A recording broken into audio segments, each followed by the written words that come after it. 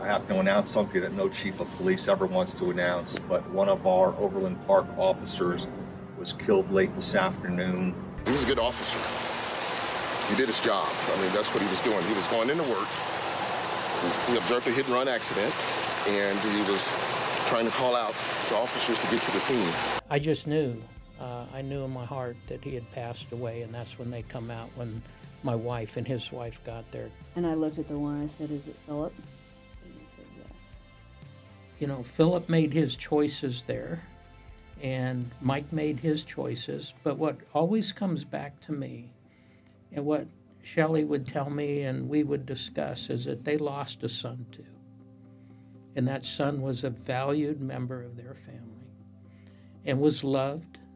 And, you know, when children make a decision that causes you pain, it doesn't mean that you don't love them anymore.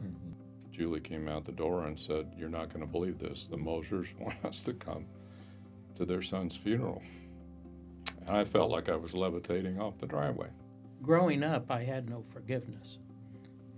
But then, after I met my wife, Shelley, I started learning about forgiveness, and I don't know why it was instant forgiveness the night that this happened. I had no malice in my heart.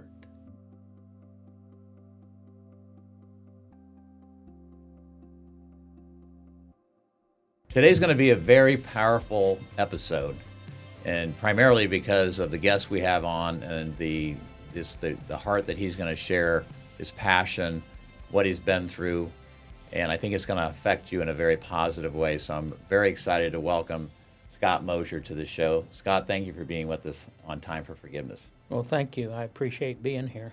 Absolutely. So, Scott, I just want to jump right into this. Your family was obviously affected in a very profound way just a couple of years ago with your son, Mike. And I think for our audience and their benefit, for those who don't know the story about what happened with Mike, if you wouldn't mind just jumping right into the top and telling everybody what transpired that day. Okay, my son, Mike Mosher, was a policeman in Overland Park, Kansas. He'd been on almost 15 years, and one Sunday, he was on his way to work, and he saw a traffic accident, a hit and run, and he followed the suspect. And he was, like I said, he was on his way to work. He was in uniform in his personal car. He had his radio, but didn't have a body cam, and so he called it in and said he was following the person of the hit and run who happened to turn towards the police department where he was on his way to. As he called it in and asked for backup, the guy in the hit and run stopped his car in the middle of the street and got out and started walking out in the middle of the street. Mike pulled over and stopped and addressed him. And Mike had actually, which we found out later, had taken his cell phone and put it on record and stuck it in his shirt pocket. Mm-hmm. So this whole incident was recorded, unbeknownst to anybody, because his body cam was at the station. Mm-hmm. So he had a talk with the individual in the middle of the street, tried to talk the young man out to go the side of the road, told him there was help on the way. The guy said some few choice words to him and told him he didn't like the police, and pulled a gun on him and shot him. And at that moment, as Mike was struggling, as you know, for the guy's gun, the guy fired 2 rounds. One round hit his vest, and the other went under his vest and hit his carotid artery. And in that time, as Mike was struggling, Mike pulled his gun and shot the suspect 5 times. So they both died there that day in the street. Well, first of all, I'm so sorry for your loss. So this all transpired in the afternoon? Right, in the afternoon. It was about 10 to 6. Okay, and then, so take us to the next, what's the next thing that happened? You received not a phone call, but Mike's daughter. Right. Came over to your My house. wife and I had sold our house in Olathe and moved to an apartment complex. We were looking to downsize. Mm-hmm. And moved to an apartment complex next door to Mike so we could watch my granddaughter, because his wife traveled all the time, and he worked obviously graveyard at the time. And so she'd come over and spend the night with us. She was 12 years old. And so we moved next door to him. And on that day, we were having dinner, and my granddaughter was at her house with her mother. And, it was Mother's Day was coming up, and Mike had told his wife and my granddaughter that he was leaving early for work to mail some Mother's Day cards, which Mike had never done in his life. So as I was outside with our dog and walking the dog, and Mike came out, and I said, "Hey, how come are you leaving early?" I said, "You never leave early a day in your life for work." And he said, "Well, I'm going to mail these Mother's Day cards." And I said, "Well, you writing a Mother's Day card?" And he said, "Yeah, I felt that I needed to do that." And he said, "I've had the best day ever with the family. We got up early. We've had breakfast. We've played games today. We had a late lunch, and it's just the best day I've had in a very, very long time with the family." And so he had told me that he had even brought an extra uniform, because the night before I had to take him a uniform because he had gotten an altercation with a lady who had COVID. And so they basically, when that happens, they take him into a sanitation booth, and they would sanitize him, and they had to have an extra uniform, which he didn't have, so I brought to him. And he said, "Dad, I even have the extra uniform." I told him I loved him, be safe. He gave the dog a hug, and off he went. About 20 minutes later, my granddaughter comes running over and says, "Grandpa, Grandma, my dad's been shot." And I said, "What?" I mean, it was total disbelief. How could he have been shot? He's not even at work You yet. just saw him 20 minutes ago, 30 minutes ago? Right. And I said, he's not even at work. And she said 3 police officers came to the door to tell us he had been shot and we needed to get to the hospital. Well, being an ex-police officer myself, they never send 3 police officers to anyone's house unless it's a death notification. And I don't know why they didn't at that time tell us that he had passed away, but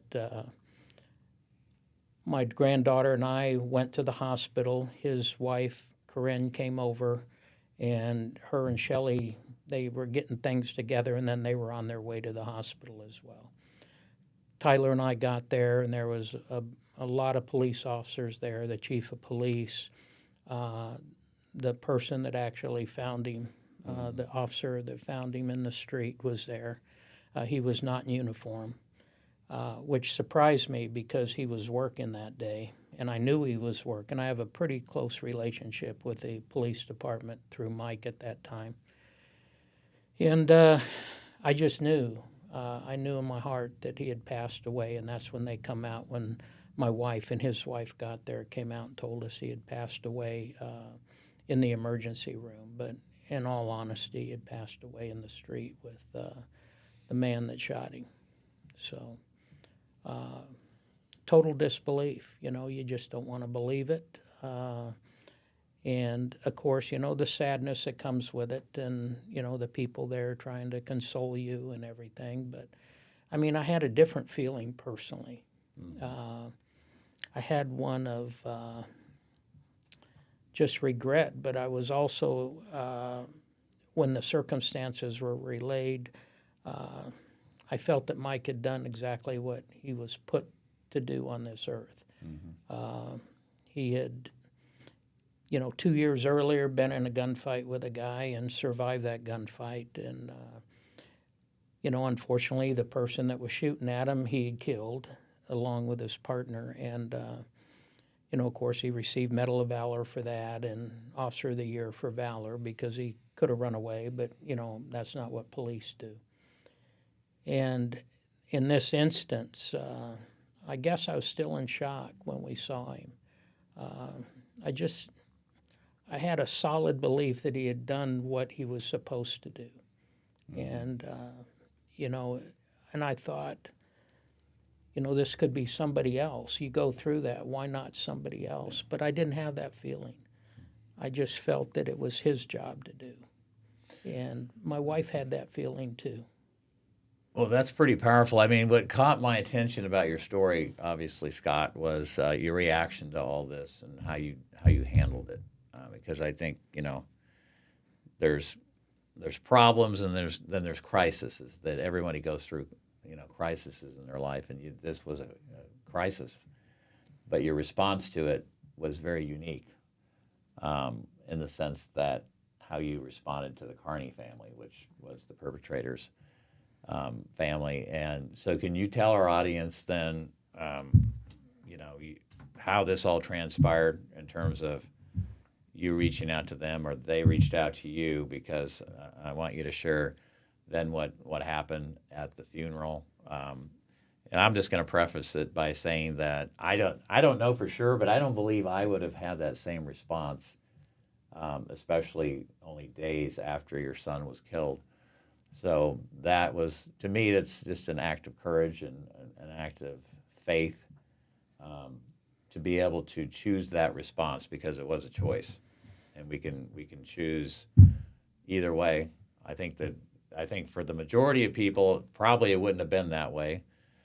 Yours was different, and that's what makes it so unique, and that's why I'm so inspired to hear your story and share your story. Can you tell us then what happens after that point? Well, after we had left the hospital and when we got home, people were already there to, help us get through and handle our grief and be there for us. The police department provided a 24-hour officer surveillance team to be at our house to help us if we needed anything until Mike was buried, which was almost about a week and a half later, I think 2 weeks, when we had the overall funeral. But the night of, there was food arriving and people were coming and, to offer condolences. And we got a order from a barbecue place, a huge barbecue order. And my wife said, well, who sent this? Because she wanted to know, because she wanted to thank people that were sending food and things like that. And they said, well, they wanted to be anonymous. Of course, if you knew my wife, who actually passed away 9 months after my son, she goes, that's unacceptable. So finally got out of the kid that brought it, who happened to be a son-in-law of the Carneys. Told us who had brought it, and it was the Carney family.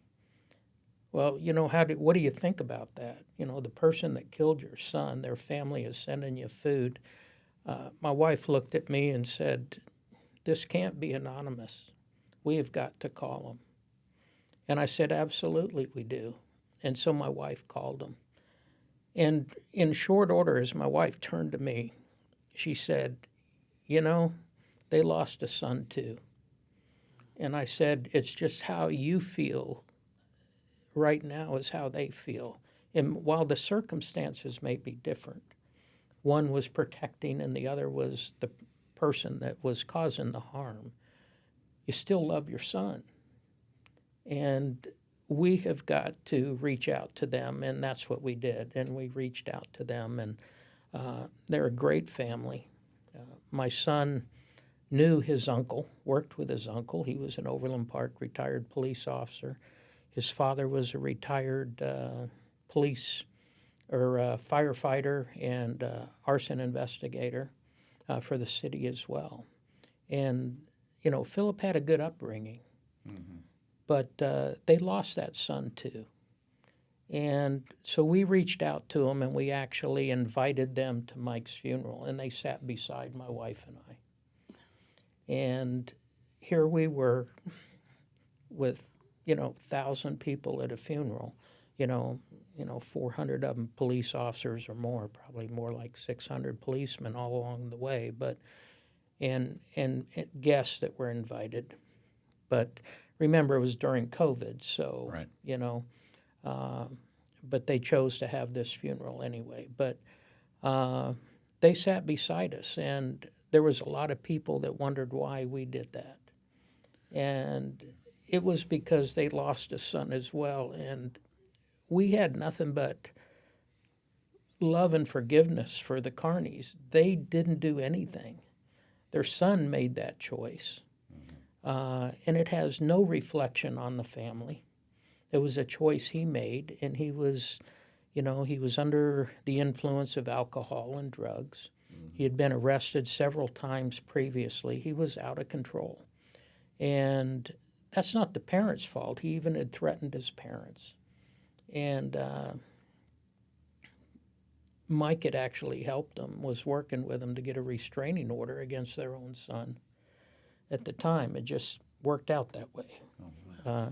Mike didn't know him, had never seen him. He just got out of jail for assaulting a police officer with a knife in Lawrence, Kansas. Judge let him out on bail, and which was the second time he had assaulted police officers as he was arrested. And, probably should have never been out, but the court system is what it is. And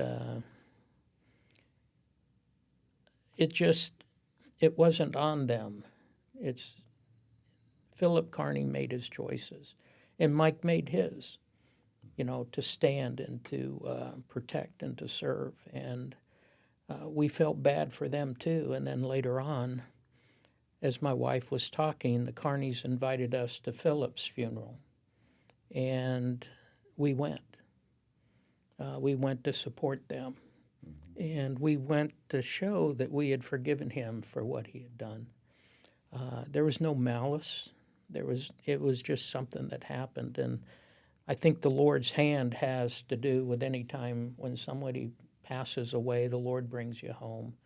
And Okay, so that leads to my question, because I hear your story, and I'm moved by your story, and I can understand as you're saying it now, but that goes beyond most people's understanding. Like, to be able to feel that way or make that type of decision, I guess my question is, at the time, did you feel divinely inspired? Did you feel led? Was there something beyond your understanding that is leading you to make that kind of decision? Because that wasn't 6 months, a year, 5 years from now. That was instantaneously that you were open to that. And I guess I would like you to maybe go a little further with that. well, there's another story that goes with that. As far as for me, when I was 8 years old, my mom was killed. She was hit by a train and killed in a car accident. And I was dropped off at a babysitter. It was her first day of a new job. She was following somebody. That lady she was following went across the railroad tracks. My mom didn't look both ways. A train was coming. Back then they didn't have, the rails that come down, and she pulled out in front of a train and was killed.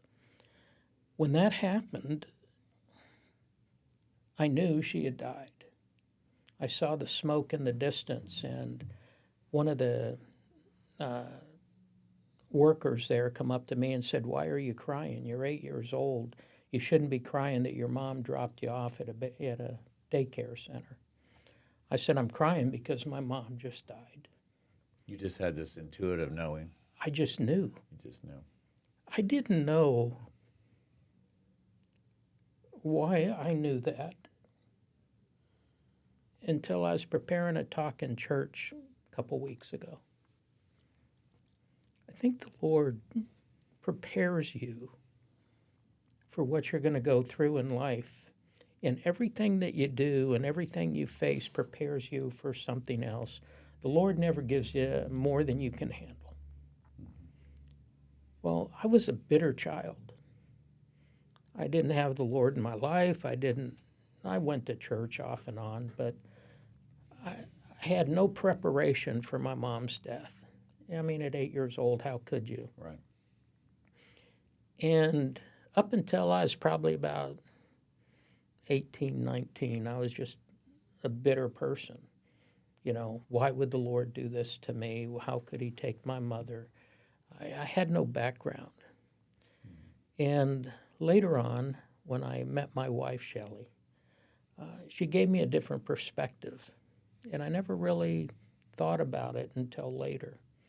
You know, I lost my dad young. All my grandparents were young. You know, it seemed like I was always being chased by death, if you would. And I had a different perspective back then. But then, as I found the Lord in my life and understood, I look back and I think he prepared me for Mike's death and Shelley's death. You expect your parents to pass away. I mean, you get death because you lived. I mean, that's just a natural thing that's going to happen. And you somewhat expect that. But you don't expect to lose a child. That's not how it's supposed to be. You can even expect to lose a spouse due to illness and things like that. But, you know, you'd never expect to lose a child. That's not how it works. And as I look back over the last couple of weeks, I really do think that I reacted the way I did because I fully understand that I'll be together with my son again. And I didn't blame anybody. I didn't blame Philip. I didn't blame my son or anybody. His purpose on life was fulfilled, and he was brought home. And that's the Lord's plan, that, you know, we'll be brought home in the Lord's time, not our time. And did I grieve? Sure. Did I feel sorry for myself? I did. But then when I was a kid, I looked back on why not somebody else? But I looked at Mike as he did what the Lord wanted him to do. He took some evil out of the world that had evil plans, and in doing so, he lost his life. Yeah. Mike was a hero. I mean, he really was. You know, he gave everything. He gave it all. Yeah. And, you know, he had been the incident 2 years earlier under fire, reacting. He survived that one. The perpetrator died. You know, I think at the time I look back, I was more worried about how that would change Mike's personality in taking a life, because we've all been taught that life is sacred and we don't take them. It's not part of our DNA. But with Mike, I was worried about, would it change him? And it didn't, because he knew what his purpose was. He made it right with the Lord, understanding that he was protecting and serving and doing what the Lord would do. And I think that's everything pointed to that day, that was his purpose. And I was proud of that purpose. Absolutely. I appreciate you going deeper with that and sharing, but you said something very profound in that, in regards to, you know, this journey that all of us have eventually with loss and grief, is that you changed your reaction to it. And was that when you felt that you were able to maybe move forward and your perspective changed about being able to offer the forgiveness? You know, it was not hard for me to offer the forgiveness, because when I was young, I had no forgiveness, and it was against the Lord. It wasn't against the person that drove the train. It wasn't against my mother. It was on the Lord. And when I came to terms with that, I just felt forgiveness from the very first. A lady in our church had written a card, and it really hit us, because we opened it a couple days after Mike died. It said, you know, I picture Mike being the person that he was, reaching down as he was going to heaven, reaching down and extending his hand and saying to Philip, here, let me help you, let me show you the way. And that was Mike to a T. How could I, after reading that, knowing that Mike is that type of individual. And that was how he was raised. How could I be bitter? I couldn't talk about Mike's death unless I had total forgiveness. And with my mom, I had to forgive myself for the beliefs that I had. I didn't know about self-forgiveness because all forgiveness starts when we forgive ourselves first, and that's the hardest thing to ever do. We mess up and we find it hard to forgive ourselves for what we did. Very true. Very true. How can I forgive others if I can't forgive myself? We can't give what we don't feel inside. Right. Yeah. Very powerful. I love the word hope because it's the idea that like tomorrow can be better. And I think we sometimes forget that hope is that we do have these beliefs that whether we've chosen them or they've been conditioned in us, and we have the ability to unlearn, to relearn, to recondition, to accept new ideas. And that is hope. And I'm sitting here, what an inspiration to all our audience that if you were able to do that based on what you just shared, what can all of our listeners plus all of us decide, that we're willing to do or maybe to accept? Because I hear it, but it is beyond my understanding. I guess I hope I would be able to do that myself. I want to go back to something you said earlier. You had said that you did have regret. And I was wondering, maybe go a little deeper with that. Well, I regret. I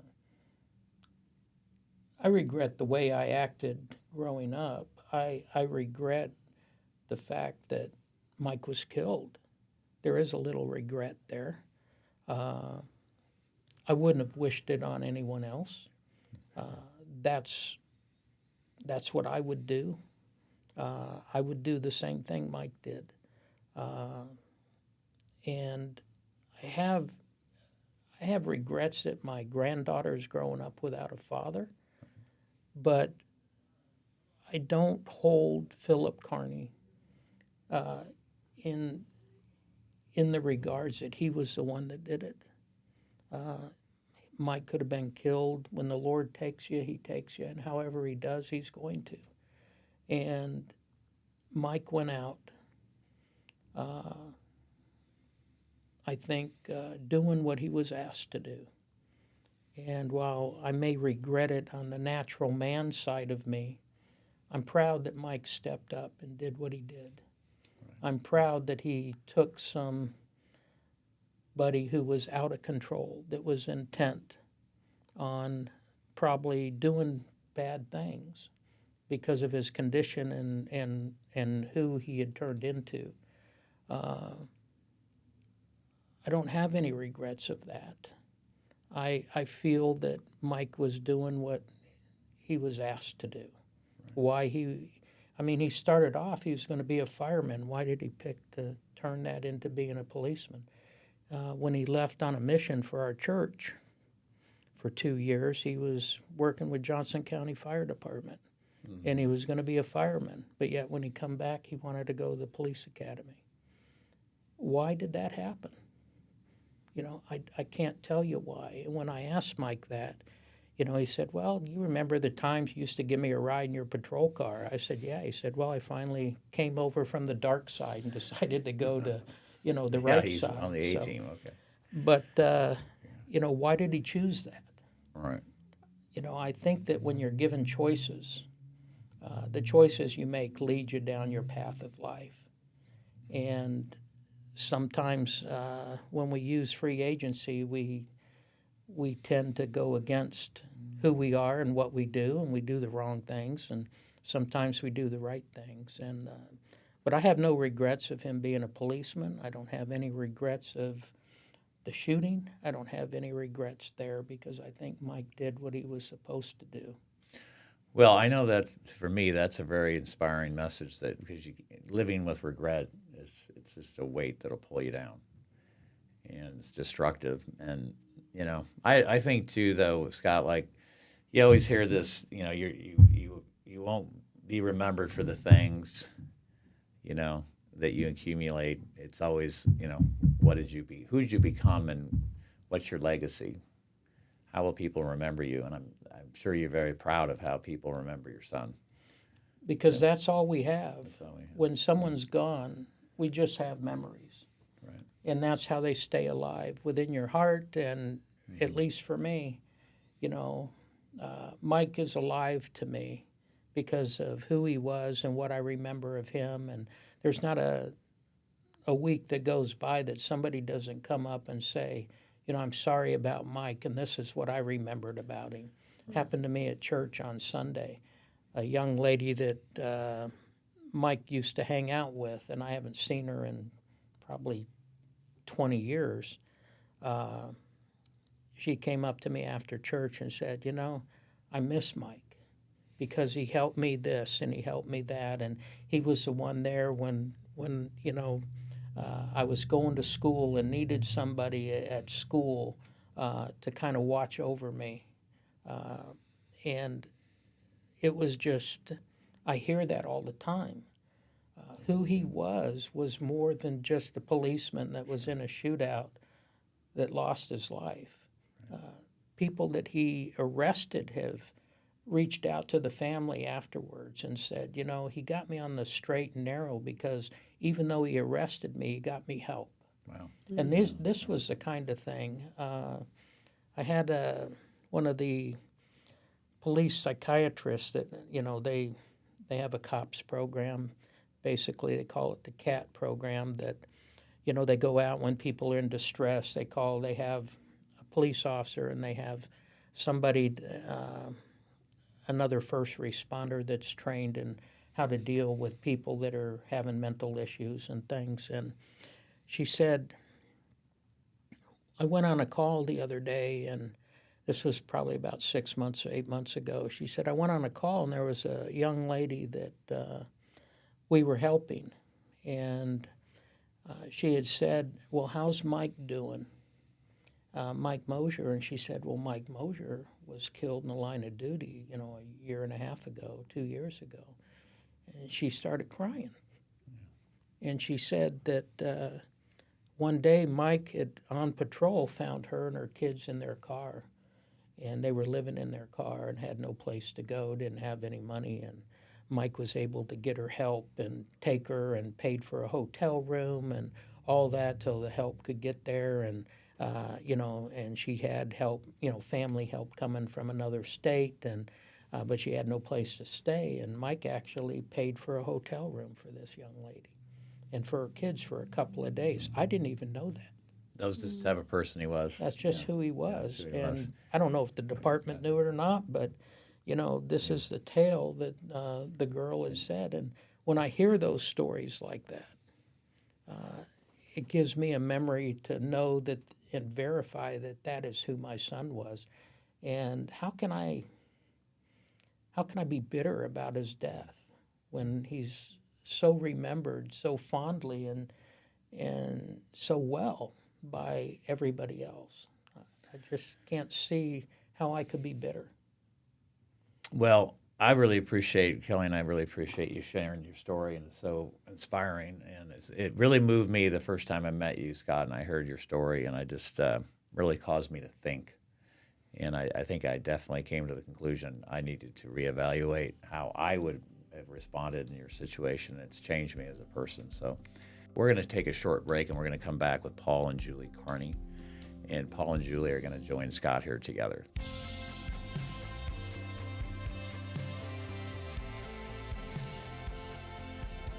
All right, everyone, welcome back. We're here again with Scott Mosher, and we're welcoming in Paul and Julie Carney. And Paul and Julie, thanks for being with us today.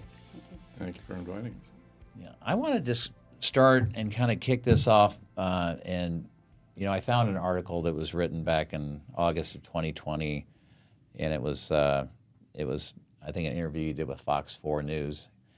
And Julie, you had said, quote, you did not recognize the person caught on camera that day, referring to your son Philip.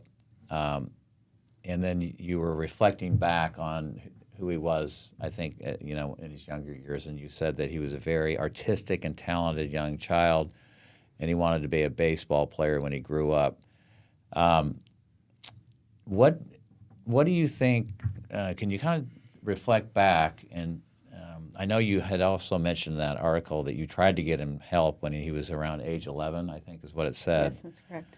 And so, what at that age, at 11, what was going on at that time that you felt like you needed to get him help? Well, he would go in his room and he would lay on his bed and just be staring at the ceiling when the other kids were playing, and we have 5 children. He's the second. And, what's the matter? And he was just depressed. He just wanted to talk. And I said, Philip, I don't understand. Everybody likes you. You're funny. You're really funny, and you have friends, and everybody really likes you. And he said, well, that helps. But you could tell he was just sad. And I learned later that oftentimes boys of that age might start going through a time of depression. So maybe that was just growing, changing, perhaps. Okay. But then was there an incident that followed that? I don't know what the time frame, but that you had mentioned that he had threatened you all? Oh, that was a long time beyond that, yes. Okay. That was 2019, actually. So he was... Okay. I was just wondering if you were observing that kind of behavior back when he was in his formative years. He was very quiet, and he was too quiet, I think, for his own good, and he didn't say what was in his mind enough. And so we just thought everything was fine a lot of the times because he was just a quiet kid.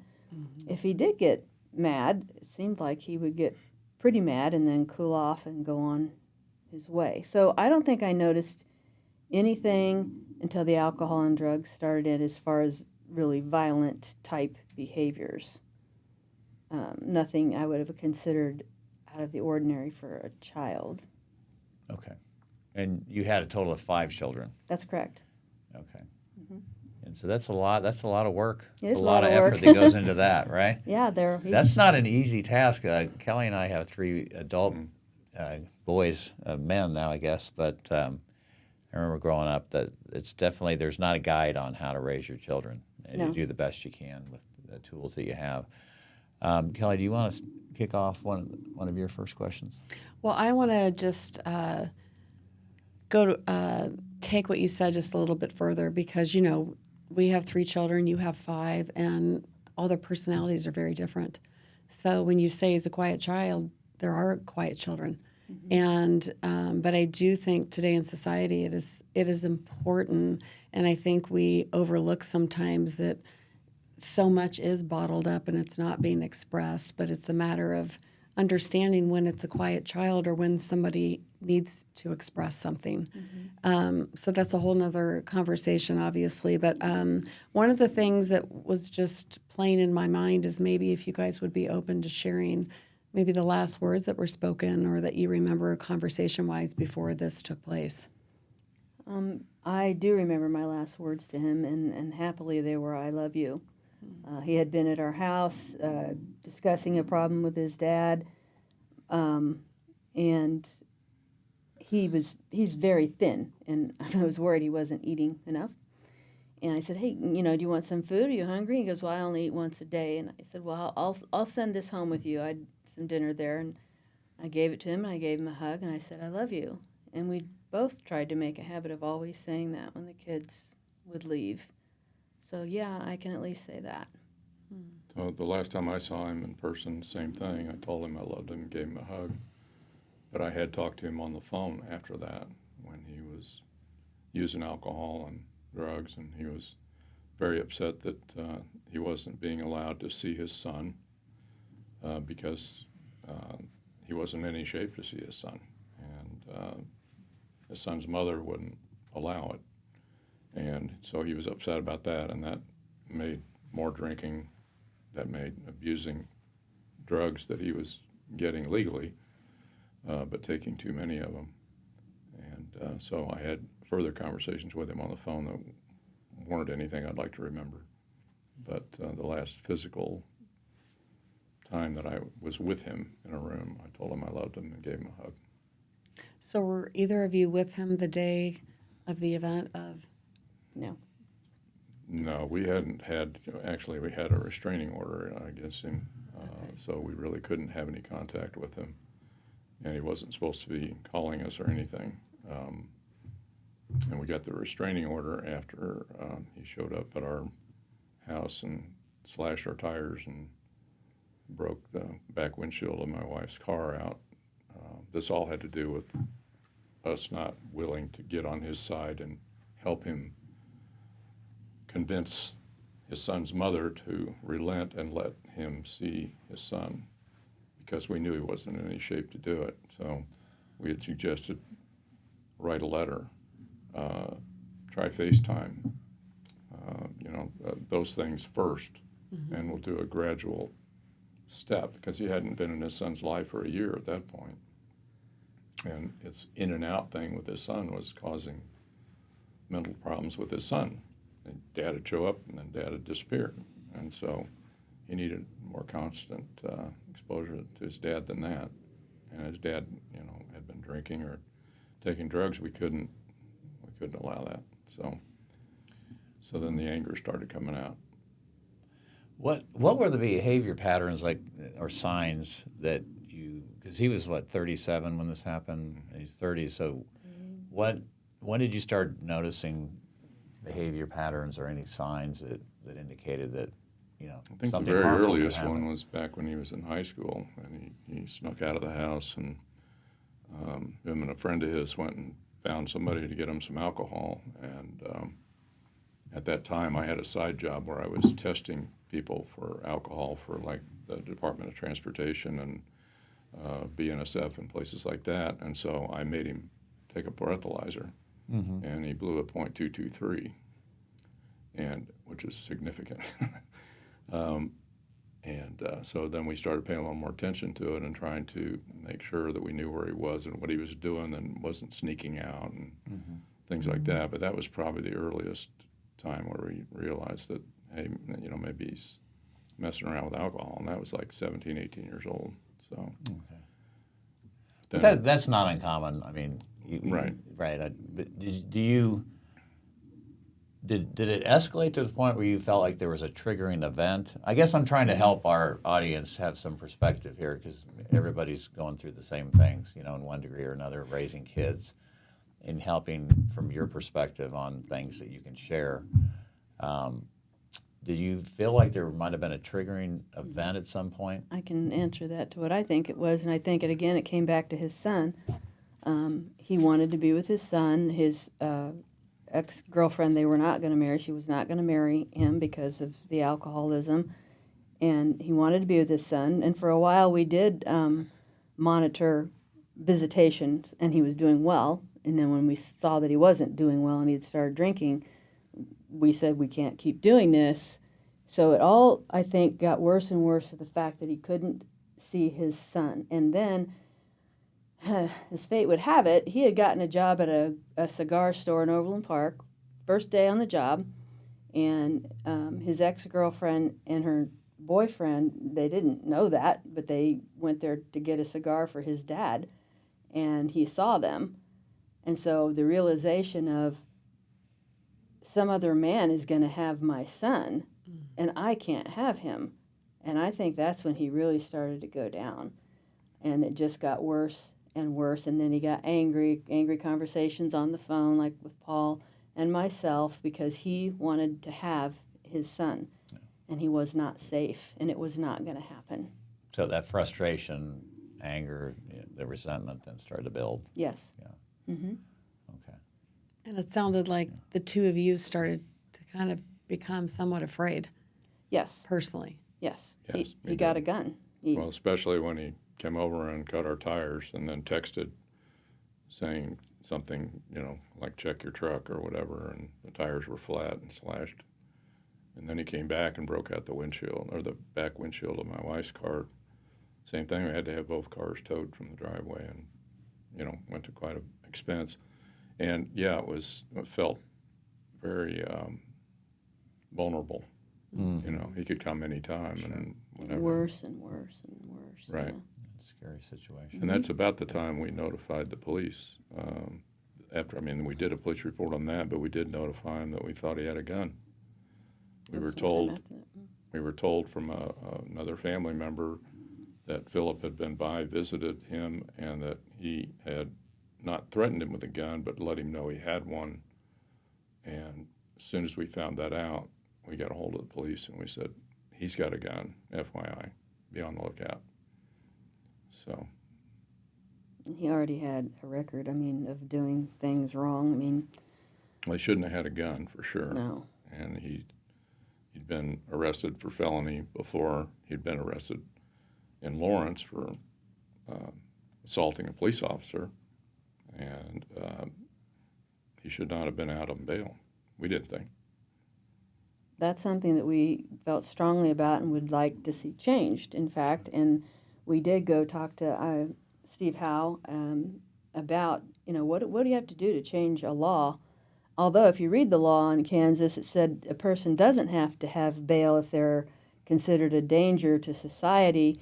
And he was most definitely a danger to society. And he had robbed a cigar store 3 times when he assaulted that police officer. And he hadn't gone to court yet on those charges, but they were felony charges that he had against him. And we thought that, well, you know, since he had assaulted a police officer, and he was clearly under the influence of drugs, people like him shouldn't be allowed to bail out of jail in 5 hours. And, you know, he was constantly being bailed out by this acquaintance, an older woman who was a dance student of his, and he didn't spend more than 5 hours in the jail. I think he was arrested 3 times or something. And we would like to see that changed where, and I, in fact, did write a letter to the judge the 3rd time and said, he's not safe. This are the things he's done, and he's not safe. And I would have loved to have seen, okay, he has to stay here a while. He has to dry out. Mm-hmm. Yeah, absolutely. And he didn't. And this woman seemed to have endless money because the judge did raise the bail as high as she said she could, and yet he got bailed out again. And so So this was just a group of friends or a friend that kept bailing him a out? specific woman, she herself, I think, had some problems, some difficulties. She's since passed away, but she drank a lot, had drugs. She was a much older woman. I think she took him in as a son kind of thing, but She was bailing him out. she had problems of her own that she just kept throwing money at him and bailing him out. And allow him to drink with her And do drugs. And do drugs. And Yeah. it wasn't good. But the judge raised the bail to $290,000, and she came up with Actually, it got up to 10%. $440,000. It actually got Was up to it? $440,000. She came up with and she did. 10% and bailed him out. And he's out on bail, and that's when he killed Mike. Well, let me let's pivot to.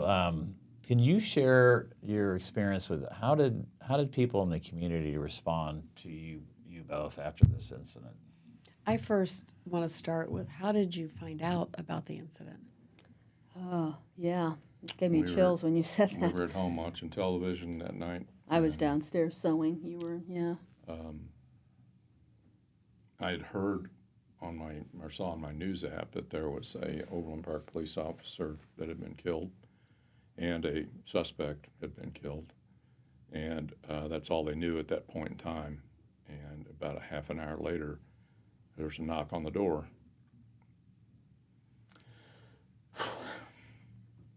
It was a police knock. It was my brother, Dan, who's a retired Overland Park police officer, and he is now the chief of police for Blue Valley Schools. And several Leawood officers came knock on the door to notify us that Philip had died in a gun battle with Overland Park police. I'm really sorry. I was sewing when he was upstairs with the television, and I heard kind of about this. When I heard that it was a hit and run, Philip had a hit and run before, and he got away, and he got out of it. And I thought, I wonder if it was Philip. And when I came upstairs, and we had said prayers that evening, we were saying our rosary, actually, and we had just finished when the big knock came at the door. And when the they seemed huge at the time, like the big presence of police officers in the room. And I looked at the one, I said, "Is it Philip?" And he said, "Yes." And then I realized, oh my gosh, it wasn't just Philip. He killed a police officer.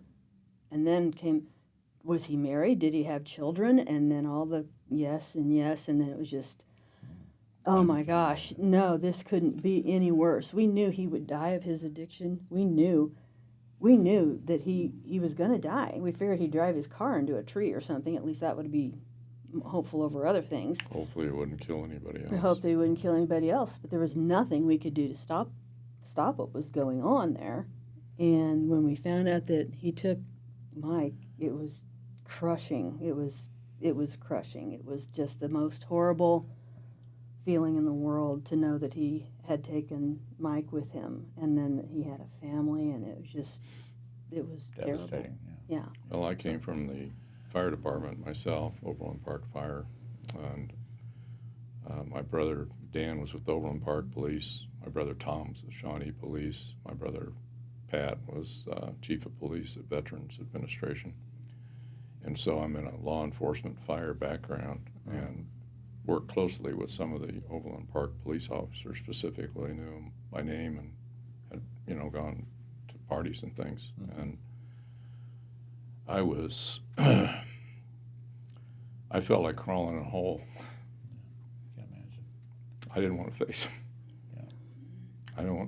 I'm looking at me thinking, this son of yours killed this police officer. What kind of person are you? You raised this person. And it was just like a knife in the heart. It's hard to describe. Never saw that coming. Yeah. I'm so sorry for your loss as well, and I can't imagine, that getting that news. It's got to be so devastating. Well, I just wanted to say you get the news and you both are experiencing it in your own way, and you can't prepare for grief in any regard, and so your brain's trying to wrap itself around what they're telling you because you can't even imagine this unthinkable just happened. But then you guys reach out. I just have to ask, just like I did, was that divinely inspired? Like the idea that we are going to send food to this home, where did that come from, and how did you guys get there? Well, we have to correct that a little bit because we didn't actually do that. Who did that was our grandson's stepfather. His name was Zach, and he knew Mike. They had been friends and been in high school. And he contacted you, I believe, and he sent food. And then when Shelley knew that he knew us, then she told Zach, I want you to get in touch with them, and I want you to tell them, I want you to tell his mother, he said specifically, we want them at Mike's funeral. We want them to come. And I'm like, you got to be kidding. This is a day or two after, I believe. I think so. Time all blurs. Our other son came back in town and was there at the time. I was outside talking to him in the driveway, and Julie came out the door and said, you're not going to believe this. The Moshers want us to come to their son's funeral. And I felt like I was levitating off the driveway. It was incredible. It's like somebody threw me a life preserver, said, here, we're going to pull you out. And I said, I don't care if they want to whip me. I'm going. It was... I said I'd do whatever she asked. I don't know why she wants us there, but I'll do whatever she wants. And how did that gesture allow you both to move forward then? Just like I said, I felt like I had weight completely lifted off my shoulders. And it was like, if the Moshers don't have a problem with us, then I think that the rest of Overland Park Police won't have a problem with us, and the fire department and those people, even friends of Mike, and that realized that we tried to do what we could do to help Philip in our own way, and tried to do it the right way through AA, through taking him to the doctor and helping him financially do those things, and that they're not blaming us. I felt like it was a lift of you're being blamed for this, and it was all in my head. I mean, nobody blamed us. No, we didn't get a cross word from anybody.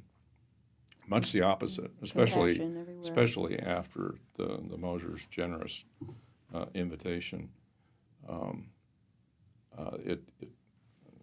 anywhere I went. I know when I walked into the pro shop at my club, the people in the pro shop that knew me were crying when I walked in.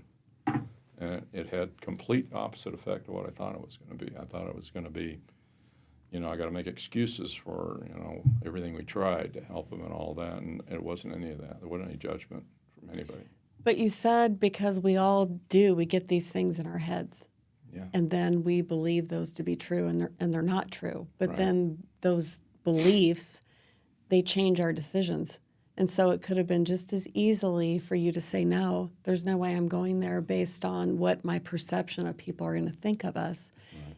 It took a lot of courage for you to step into that space, I would guess. That was his mother asking, and it's like, I will do whatever We she went wants. we went to the funeral and we sat in the front row, and She held my hand the whole time. exactly. We rode in the family car to the cemetery. We were there in the tent, being saluted by hundreds of police officers and firefighters that were there. It was surreal, actually just surreal. I felt like I was somewhere else. And they came to Phillips. And then we invited them to come to They Phillips' came to funeral, Phillips' and they funeral. came to It Phillips' was during funeral. COVID, so things were a little weird about, how people could contact you or be with you, but our priest was good about bring everybody you want to bring, and so they came with us. And, I still have the handkerchief in my coat pocket that Shelley's mom gave me. It's embroidered little hanky that she gave me, so I was crying, and I keep it all the time. Yeah, that had to feel like a life raft. You jumped overboard and you're floating away from the ship and panic, and then Right. here comes a life raft. Right. Because Yeah. you said the word blame.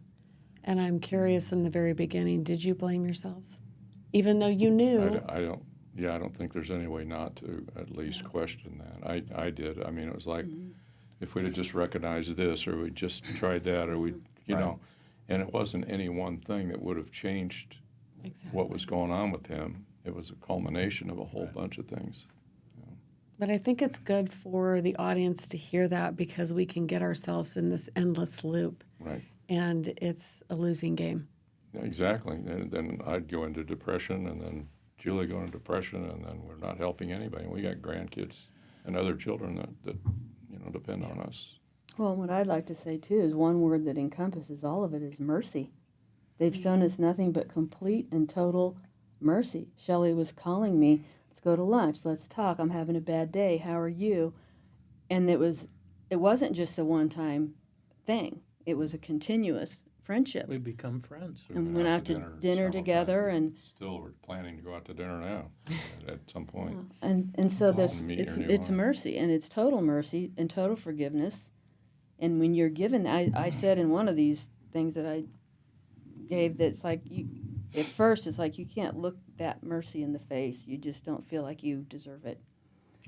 And then they made it to where, oh yeah, you do. Oh yes. Yes. And then you want to pass that forward. And you got to keep it right here in the front of your mind. Who needs mercy today? Who am I mad at? Who am I going to forgive? If they can forgive us this, who can we not forgive? We really have to work at that sometimes, like we have to. And they brought that to us. When you're given that mercy and you're given that forgiveness, your job is to pass it forward. That's why we do these things. That's why we will talk. We're hoping that other people will hear that and think, man, if that can happen, maybe we can forgive so-and-so for whatever's going on there. And to forgive ourselves, because we're faithful people, but it's like the minute something like that happens, the devil's right there saying, if you only hadn't done this and you did that and you are imperfect and you made mistakes, and if you don't forgive yourself, not that you ever did anything intentional, if you don't forgive yourself, it's hard to go on. Yeah, I know for, Kelly and I, in our life, the story of the ravine, when that incident happened, that was where I immediately went to is how did I miss this? Why didn't I notice something here? I should have, reached out and been a better friend. And so that was a weight. And the way that I dealt with that is then I started looking for clues and signs and digging everything up and interviewing people and trying to figure, but I never, the reality of it was I was never going to find an answer. But I think to your point, though, it's a great representation, and the ultimate example is Jesus on the cross when he says, "Forgive them, Father, they know not what they do." Exactly. And that is what happened here, and I think it's what happened in our experience. But I mean, Scott, what you and your wife did, and it's a beautiful story. I mean, I've never heard a story like this, and that's why I was so, There are all not intrigued many and people inspired. like them. Well, another twist to Yes. the story is Yeah. that we've been longtime members in the Catholic Church at Our Lady of Good Counsel, which is a shrine of divine mercy in Missouri, Kansas City, Missouri. So Mercy's And the discussed a Mosher lot. family has taught us what it really means. The working mercy. And I always like to throw this in that I got a puppy after this situation. Her name's Mercy. Then we got another one later. But I said, when I get a dog, her name's going to be Mercy. Every time I call Got her, another one. Mercy. Sometimes she's not merciful. If you get another one, you can name him Scott. Well, I do have another one, but he was actually named Lefty for other reasons. I've been called a dog before.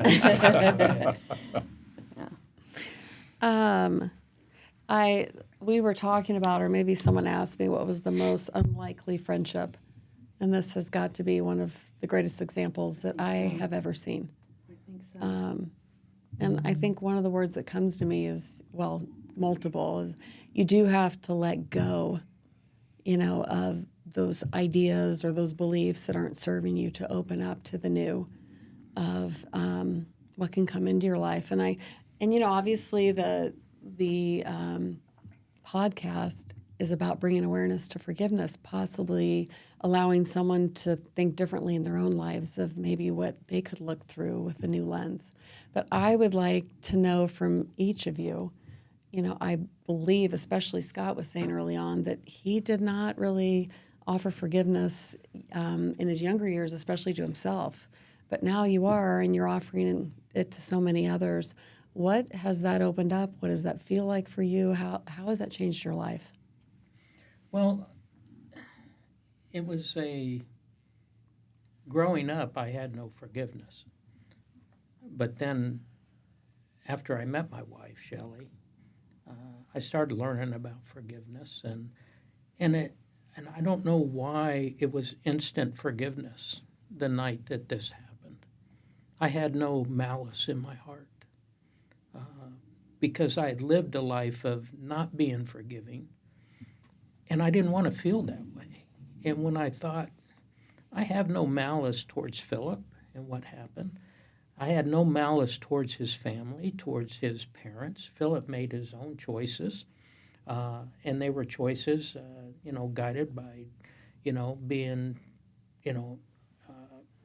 on drugs and alcohol. And it wasn't really who he was, but it was, we make choices and little things build into bigger things, and it changes. I've had that with my sons, my own family. And I will tell you, it never entered into my mind or my wife's mind to blame the Carneys for what had happened. And, Philip made his choices there, and Mike made his choices. But what always comes back to me, and what Shelley would tell me and we would discuss, is that they lost a son too. And that son was a valued member of their family and was loved. And, when children make a decision that causes you pain, it doesn't mean that you don't love them anymore. Mm-hmm. It just means that you're now pained by their choices, their free agency. And malice never entered me, because I want to be able to live my life without regret. I want to live my life moving forward as the Lord would have me live it. And the Carneys are a part of that. I look at them as solid, good friends, and more than friends, because we've shared a tragedy together that nobody else has shared, and a relationship that is one of love and respect. And, I can imagine if my child had done what Philip did, how I would feel. And I don't want them to feel that way because it has nothing to do with them. You know, my kids make bad decisions all the time growing up. I got to tell you, I think Mike was a perfect child. He hit everything well. But, you know, and my other kids, and I love them. And, you know, we all grow from our decisions of what we do in life. And I wouldn't have thought any different. I felt the hurt that they felt for losing their son like I did for mine. One thing you said to me at the time, I'll never forget, you were saying that you had this vision of Mike putting his arm around Philip and saying, come on, let's go. Yeah. Go together. We're going to heaven. Well, and I always like to point out that the very first words that Shelley told me when I actually saw her before the funeral, she walked up to me and said, Jesus loved your son as much as he loved mine, and we both lost a child that day. And like, oh my gosh, how could she, you know, she's just so merciful. And It's really powerful. it was powerful. Yeah. And then they Well- walked us to the front row to sit down with the family, the front row with in the auditorium where there was 400 and some odd police officers. And we were proud to have them there. You will never meet people like them. I mean, in a lifetime, you're a rarity. And you really do know the meaning of forgiveness. I And would agree with that. he's for sure. you know, what is that saying of unforgiveness is a poison, it hurts the one who Yeah. drinks it. And I think that's so very true. You know, it just eats a person alive if you can't forgive. Right. Well, and I think about, you know, we can't control the events, but we control what we're going to do, how we're going to think, and how we're going to use that one way or the other. And I think you guys are a great example of turning something very painful into something with purpose. And One thing I've been able to do since then is go back. You know, I've been on the earth now 68 years, and in that time I've had rubs with people along the way, teachers from grade school even, you know, things that happen in your life where you don't like that person anymore. Well, I've gone back and I've thought about some of those, and I've forgiven those people for whatever they did. I was, you know, gone to school with the nuns at St. Anne's grade school, and back then they were pretty tough. And, you know, at an early age, one of them, I kept forgetting to do something I was supposed to do, and I got put in a mop closet, and they called my mother, and she came down, and my mother didn't like that very much and told the nun that wasn't going to happen anymore. But I carried something about that nun after that for a long time. I thought that just wasn't right. Well, I've gone back and forgiven her. And there's other, you know, when teachers in high school, whatever, embarrassing moments where people put you on the spot or did something wrong to you in some way, and you walk around carrying that torch for, you know, and it's time to let that go. It's time to put the torch out and let that go. let It's it go. a very That's freeing a very experience. powerful phrase. Just let it go. Let it go. Let it go. And mine's kind of the opposite. That I've actually learned is I still seek out my first stepmother. After my mom died, we moved to Okinawa. My dad married a lady named Nobuko Nakasone. Of course, that's all I have is her name. And I treated that person with total contempt and aggravation for the 5 years my dad was married to her. And she was she really was probably one of the nicest ladies you'd ever meet. But I could never treat her right. If I could go back, and I've looked for her. Of course, we moved to the United States and been here many years. And when I finally understood, you know, the kind of kid that I was growing up and how I treated everybody because, you know, I had blame in my life instead of forgiveness. I would love to find her and just apologize and give her a hug and let her know how much I love and care for her now for everything she did for me that I could never see. If I could find her, I would apologize. And I think one day I'll be able to do that, you know, in another life. But Yeah, that's the one, if you talk about regret, that's probably the biggest regret I have in my life, is how I treated her. And, I think you know, made up for it, though, maybe. Yes, Yeah. I think so. I Oh, I think- hope so. I think so yeah. too. So, I think you've earned Well, it's a some, lot of some dead weight to stripes carry up there. around for your whole life. I mean, Yeah. if you can apologize for things that you did and forgive people for what they did to you, you're going to lighten your load, for sure. Yeah. Very much for sure. I don't want to live my life bitter. Yeah. I want to live my life that I can be an example. You know, when you tell people and you speak from the heart, people look at that as being, I guess, fluff, rather than use the word bull. But people look at that as fluff because that's not who they are. And when you speak from the heart, in a lot of cases, because, you know, and you try to say, this is exactly how I feel, people don't take that into consideration because that's not how they feel. You know, if you talk about forgiveness and people say, yeah, I forgive, but it's not really the way it is. Superficial. Yeah. It's superficial because It's words. More they don't change the behavior. Right. So, But you may just be planting a seed. They may reject it initially because they can't fathom themselves being able to do that. But the story and starting to look through a different lens, I believe you're planting a seed. And I guess one of the questions that I wanted to ask you guys is, and I have learned through my own experience, you cannot prepare for the unthinkable, but it will prepare you, if you're open to it, to what you're supposed to become from it, or what you can become from it. And I guess I'm talking about moving pain to purpose. And if we're promised that there's good in everything, I guess what is your purpose in this now? Like, what is your hope? Is it to continually to talk and bring awareness around what? I guess that's Mercy. what I'm at. Mercy and forgiveness. Mercy and And- forgiveness. Yeah. And my wife is actively involved, and I've been a little bit, to try to get the laws changed, to get these people that are having problems with alcohol and drugs, once they are arrested, to be properly evaluated before they just turn them loose, set them back on the street again because somebody made their bail for them. Mm-hmm. They need to be properly evaluated. In order for that to happen, they need to be completely off of drugs and alcohol, whatever that takes, so that then they can be evaluated to see what the baseline is and what needs to happen Yeah. from here on.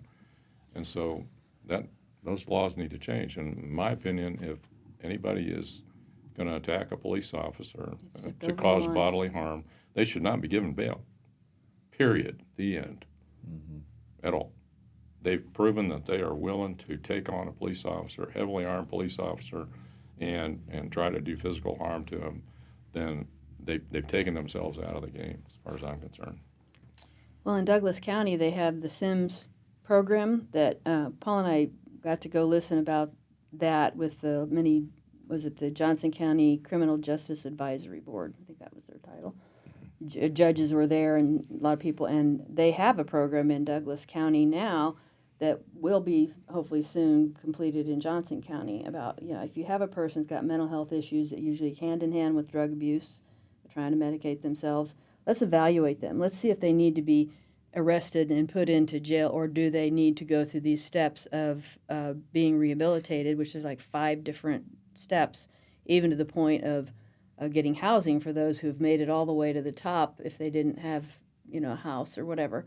But it starts off with a better evaluation of that person. And, hey, look at their record. I mean, Philip had a pretty long record of violence in Johnson County and Douglas County, and I'm not sure that they were seeing both sides at the time. But if you know that, if that's on the record, it's right there, and you have a person has mental health or drug addiction things, let's slow that process down. Let's see if we can get them some help. Right.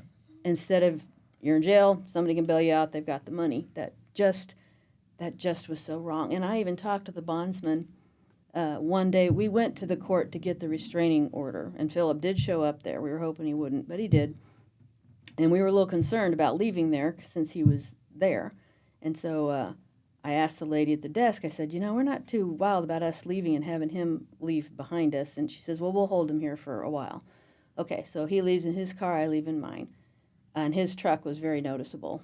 And Philip got out there and tried to run his dad off the road with the car that he probably borrowed from somebody because it wasn't his.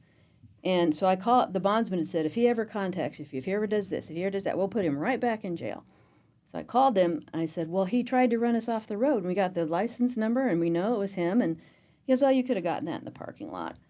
I'm like, no. He tried to run his dad, off the road. We know it was him, and he needs to be back in jail. And he goes, well, no, we don't really have the evidence for that because you could have just gotten his license plate in the parking lot.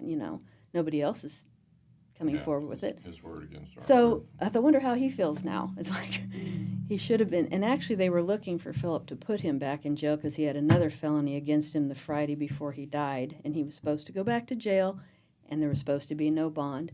And in my mind is, why could that have not already happened, that there was no bond,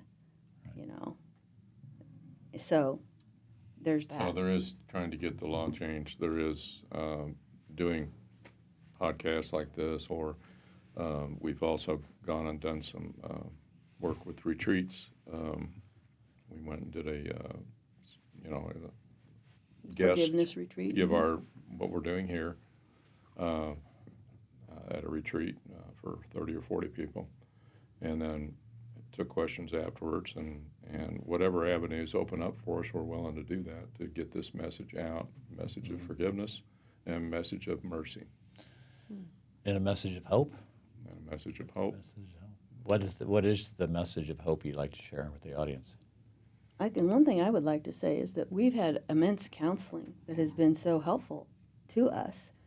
I mean, our counselors happened to be kind of connected to us through a family member, and they came to the funeral and they said, please let us help you.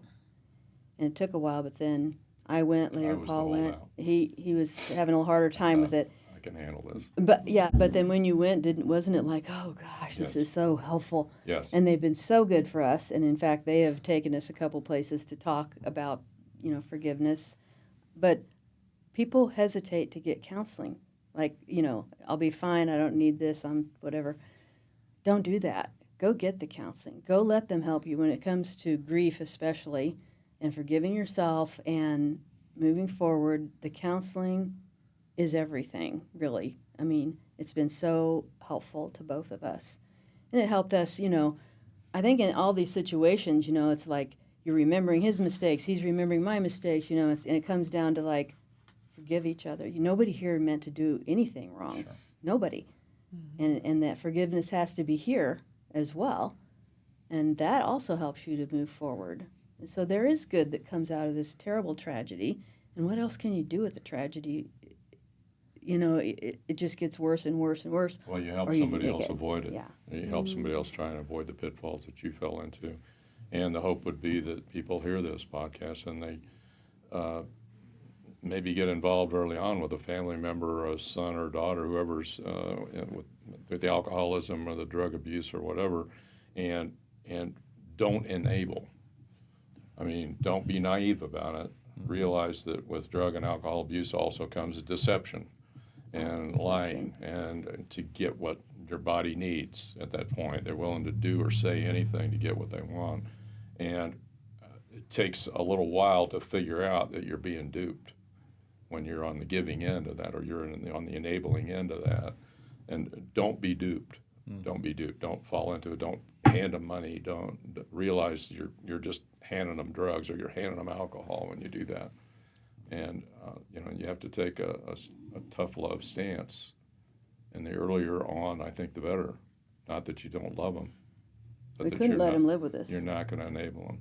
Yeah, he couldn't live with us. He was dangerous. So I think there were people who judged us for that too, not letting him come back and live with us. It's like, no, he won't be safe. So have you let go? Was that easy? Was that hard for you to be able to let that go? Other people's opinions and ideas? The counseling helped with that quite a bit. And then the counseling helps you to realize you did what you had to do. Like I can look back and say, no, I know that it was the right thing to not have him live with us.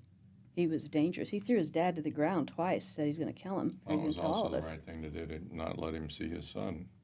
In the shape Hard he as was that in, was. in the shape he was in, it wouldn't have been good for his son at all.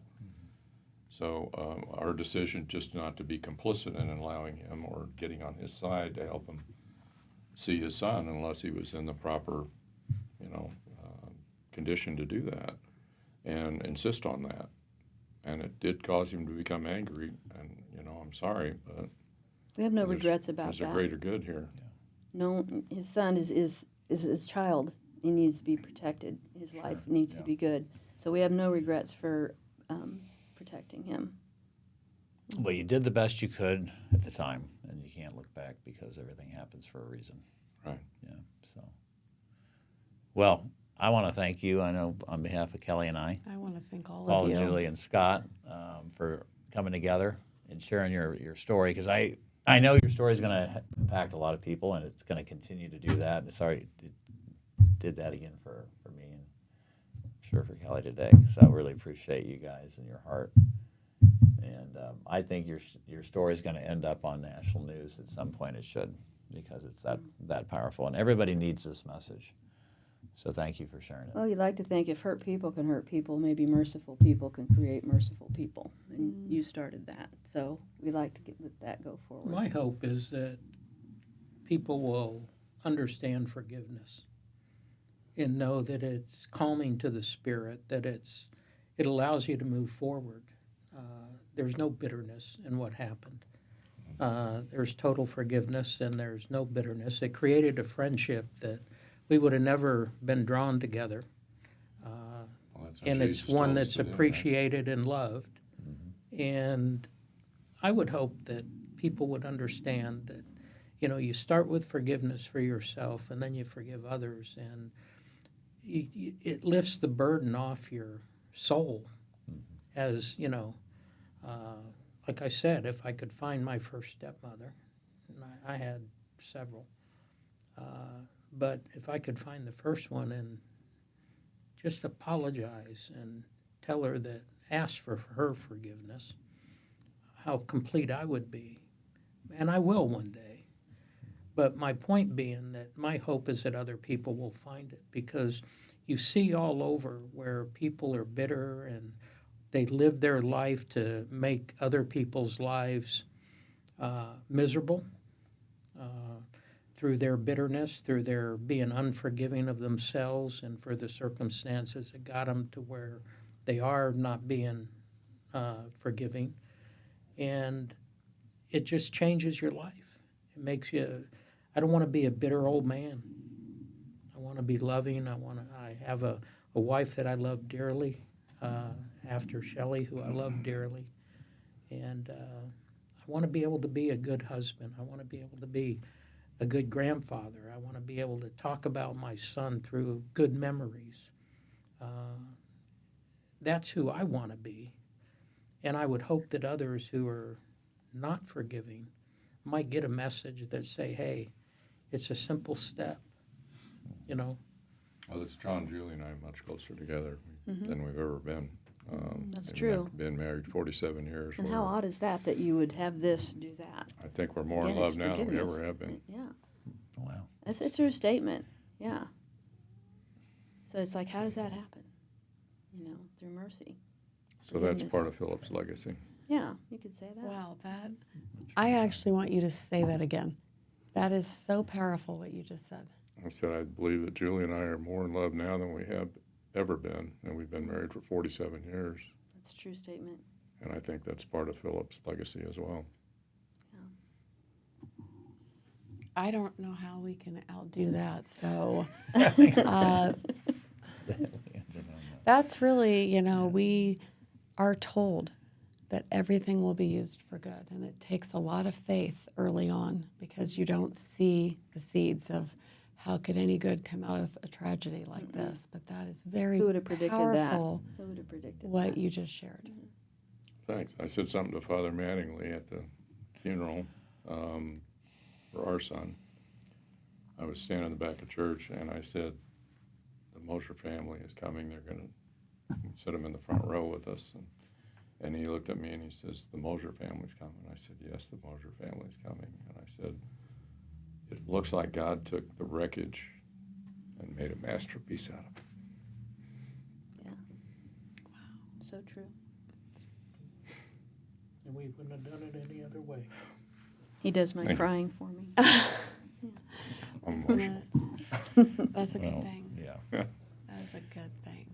I'd like to say, too, that where I worked and where Paul worked, the people I work with are like another family, and they were wonderful, and they were so helpful, and they made everything so much easier, and they gave so much love. When I went back to work, they were just sisters all over around you, you know, and everybody.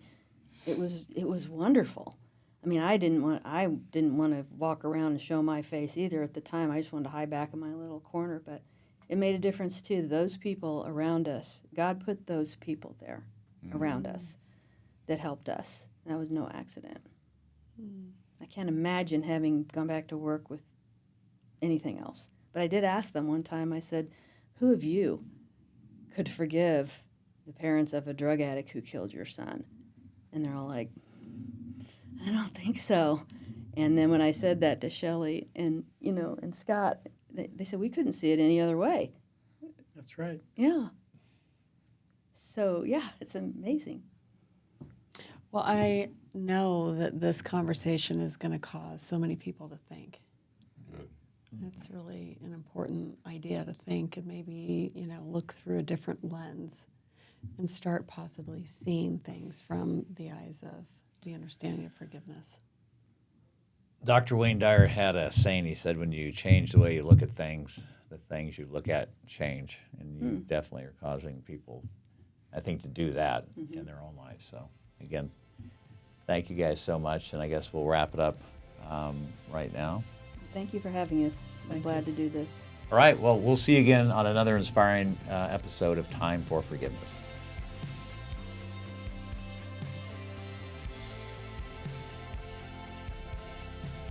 Thank you for being here, and I would ask you to subscribe to the show by clicking the box here. That allows us to grow the program, bring you more inspiring stories that can impact you in a positive way. And once again, thank you for your support of Time for Forgiveness.